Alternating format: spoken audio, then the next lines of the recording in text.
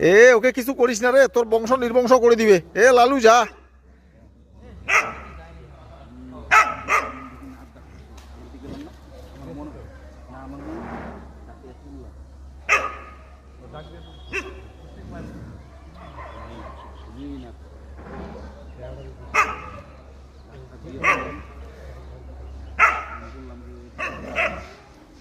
এই এই ঢিল তো কুকুরটারে বাচ্চাগুলোকে খাওয়ার ধান্দা করছে।